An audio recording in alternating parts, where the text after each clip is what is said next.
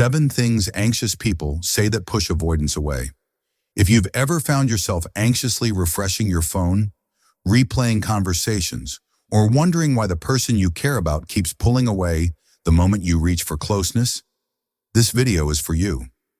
Anxious attachment and dismissive avoidant attachment create one of the most emotionally confusing dances in relationships. One person reaches, the other retreats. One needs reassurance, the other needs space. The tragedy? The anxious partner often tries harder by talking, asking, chasing, explaining, without realizing that some of the very things they say, though honest and heartfelt, actually activate the avoidant person's defenses and make them withdraw even more. Today we're going to unpack 7 common phrases anxious people use, often with love, fear, or urgency, that unintentionally push avoidant partners further away. And more importantly, we'll talk about how to transform these patterns into healthier communication that builds trust rather than breaks it. Let's start with a common one. Why don't you ever open up to me? Now, on the surface, this might sound like a totally reasonable question. You want to understand your partner, to connect with them on a deeper level. But for someone who's avoidantly attached, this kind of question can feel like pressure. It activates their fear of being engulfed, of losing autonomy. When an anxious partner asks this, it often comes from a place of frustration and emotional hunger, but it sounds like a demand. To the avoidant, it doesn't feel like an invitation. It feels like interrogation. Instead, what they might respond better to is calm presence, space, and emotional safety, not questions that feel loaded with disappointment. The second phrase, I need to know how you feel about me. Again, super valid to want clarity, but the anxious partner often seeks reassurance in moments of panic, when they're triggered, uncertain, or feeling unseen. The problem is when and how it's said. If you ask this during a conflict or after a moment of distance, it can make an avoidant partner shut down. They may not even have processed their own feelings yet, and now they're being pushed to perform emotional clarity. Avoidants tend to process things inwardly, slowly. When rushed, they retreat. So instead of putting them on the spot, it's more helpful to share how you feel and allow the space for them to meet you at their own pace. Here's number 3, and it might sting a bit. You don't care about me. This one usually slips out in moments of deep anxiety or hurt. You've been waiting for a reply, you're feeling disconnected, and the silence becomes unbearable. So you blurt it out, not because you believe it fully, but because you're scared. But for the avoidant, this can feel like a direct attack. They may feel misunderstood, accused, or boxed into an identity they don't resonate with. Instead of prompting a reassuring response, it often makes them retreat deeper into themselves. What might work better is saying, when I don't hear from you, I start to feel anxious. It's not that I don't trust you, it's that I get scared. That's vulnerability without blame, and that's what helps build bridges. Number 4 is subtle but powerful. We need to talk now. For an anxious person, when something feels off, it feels urgent. The discomfort of waiting can feel intolerable, so there's a push for immediate resolution. But for avoidance, especially in tense moments, this kind of demand can feel like a trap. Their nervous system needs space to regulate, to process, and to not be forced into emotional intimacy on demand. When the anxious partner insists on immediate conversation, it can feel like emotional ambush. A more effective approach? Ask, is this a good time to talk? Or even say, I know this is important to me, but I want to respect your space too. When could we talk? This tiny shift honors both people's nervous systems.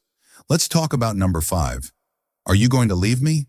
This one often comes from deep fear of abandonment, a core wound for anxiously attached people. But repeated questioning like this can feel overwhelming for an avoidant. Even if they weren't thinking of leaving, now they feel pressured to make promises or give reassurance before they're emotionally ready. It creates a dynamic where the avoidant feels constantly monitored and the anxious partner feels never reassured. Instead of asking this outright, try saying, sometimes I get scared that I'm too much or that you'll get tired of me. I just want you to know that's where I'm coming from when I seem needy. Vulnerability without accusation invites connection instead of avoidance. Here's number 6. You never or you always. These kinds of absolutes are the death of connection in sensitive relationships. Statements like, you never listen to me, or you always ignore me when I need you, may feel true in the heat of the moment, but they exaggerate and they wound. For an avoidant partner who already fears not being enough or being criticized, this feels like a personal attack. It pushes them into defensive mode. A better approach? Describe your experience, not their behavior. Say, I felt really hurt last night when I didn't hear from you. Keep it about what you felt, not what they did wrong. That's the golden rule in repairing anxious, avoidant dynamics. And finally, number 7. If you loved me, you would. This one is painful for both sides. It's a conditional love statement, and it creates a sense of performance, like love must be constantly proven or earned. For the avoidant partner, who already has difficulty expressing emotions or showing affection in ways that are traditional or expected, this phrase feels suffocating. It turns the relationship into a test. Instead of setting up emotional blackmail, shift to a request. Say, when you do this, I feel really loved. Could we try doing that more often? Frame your needs as desires, not ultimatums. So what do all these phrases have in common? They're attempts to close the distance, to feel safe, to connect, but they come from fear, not love. They come from panic, not presence. And that's what the anxious avoidant dance is all about. One person fears abandonment, the other fears engulfment. One moves forward, the other steps back. And the tragedy is, they both want love. They just show it in very different ways. If you're anxiously attached, please know this. You are not too much. Your feelings are valid. Your longing for closeness is beautiful. But the way you express that longing can either invite love in or send it running. Learning to soothe your anxiety before you speak. Learning to pause and breathe. Learning to communicate from security rather than panic. That changes everything. And if you're someone who loves an avoidant partner, or maybe you're trying to heal together, it's possible, but it takes awareness, patience, and practice.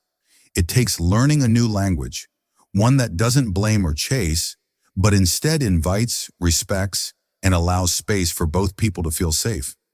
We don't get taught this stuff in school. We learn it through heartbreak, through trial and error, through late-night Google searches and therapy sessions, through videos like this. So if you're here, listening, trying to grow, please know that you're already doing the work. And that's something to be deeply proud of. If you found yourself in these words, or if you've said any of these phrases before, don't shame yourself. You're human. We all say things we regret, especially when we're hurting. The key is to catch the pattern and shift it.